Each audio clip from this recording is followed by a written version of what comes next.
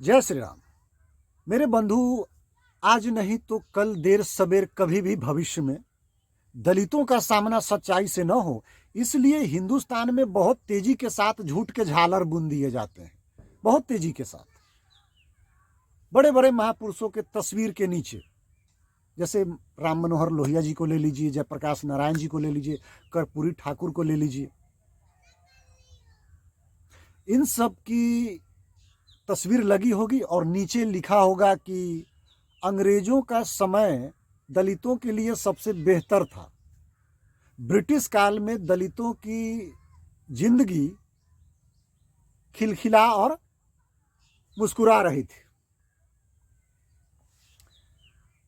अब ये सोचने वाली बात है बंधु कि अंग्रेज जब हमारे ऊपर इतने मेहरबान थे, वो ठाकुर और ब्राह्मण से लड़ रहे थे, तो अंग्रेज ठाकुर ब्राह्मण के जमीन को छीन लेते, हम दलितों में बांट देते, हम सब जमींदार होते, हम चमार जमींदार होते, मुसहर माझी डोम कुनिया कहार यही सब हम जमींदार होते। ठाकुर ब्राह्मण एकदम से भिखारी होते, पंगु होते। संपन्न तो वही लोग हैं। ऐसा कैसे हो गया भाई? हर प्यासा पानी की तलाश में है, हर भूखा भोजन की तलाश में है। और नोट करिए, हम दलित ना ब्रिटिश हुकूमत में बहुत जिद्दी थे, स्वाभिमानी थे, कट्टर थे। हमने सब कुछ लुटा दिया, लेकिन ब्रिटिश हुकूमत का गुलामी करना स्वीकार नहीं किया। बहुत स्वाभिमानी थे हमारे पूर्वज। मेरे बंधु, अगर अंग्रेज हमारे मित्र होते, चाहने वाले होते, प्रेम करने वाले होते, ठाकुर ब्राह्मण विलेन होता, तो हम अंग्रेजों के पास दौड़े दौड़े जाते। साहब अनाज दीजिए, साहब मेरे लिए कुआं खुदवा दीजिए, साहब कपड़ा दीजिए, साहब ये दीजिए, संसाधन दीजिए, मतलब वगैरह वगैरह। लेकिन ऐसा नहीं हुआ। हम अंग्रेज के पास गए ही नहीं। हमने ठाकुर और ब्राह्मण के ताने को सुन सुन करके उन्हीं के खेत में काम करना और मजूरी करना उचित समझा। केवल भरपेट भोजन मिल जाए, लेकिन काम करेंगे तो ठाकुर और ब्राह्मण के खेत में, हम अंग्रेज के पास नहीं जाएंगे। ऐसा क्या कारण रहा होगा? मन को शांत करके पीछे जाकर देखने की जरूरत है। हम मान सके हम पीछे तो नहीं जा सकते, लेकिन हमारी दृष्टि जरूर जा सकती है। हम पीछे जाकर चर्चा कर सकते हैं, कम से कम ढूंढ तो सकते हैं, टटोल तो सकते हैं। वैसे ही हम सबको टटोलने की जरूरत है, अपने बुद्धि को खपाने की जरूरत है।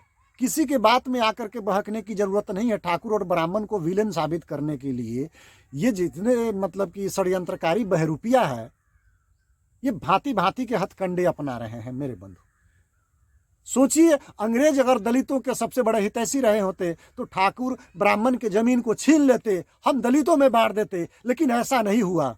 हम गरीब के गरीब ही रहे। अंग्रेज 47 में चले गए, लेकिन कागज पर गए थे, लेकिन 80-90 के दशक में, 70 के दशक में, आज भी भारत के कोने कोने में जहां अंग्रेजों का वो ठिकाना था, जहां उसका हवेली था, वो 90-80 के दशक तक वहां मौजूद था। बारी बारी से संपत्ति को बेच कर गया है और सिर्फ ठाकुर और ब्राह्मण के हाथों बेच कर गया है। कितना दिया हम दलितों को? नहीं दिया भाई। हम आज भी अभाव में जी रहे हैं। हमने क्या कुछ नहीं किया। अरे भाई, हमने शुगर खा लिए, सब कुछ लुटा दिए, गंदा पानी, तालाब के पानी पिए, बासी भोजन कर लिए, गन्ना खाकर कई महीनों भूखों पेट रहकर हमने अपने जीवन, अस्तित्व, स्वाभिमान को बचाए हैं अंग्रेजों से। हम बड़े आन वाले थे भाई, हमारे पूर्वज बड़े ही आन वाले थे। इस हिंदुस्तान में आप ढूंढ कर बताइए, या फिर समीक्षा करिए, या फिर कोई इतिहास हो तो कम से कम आप बताइए कि उस इतिहास के जरिए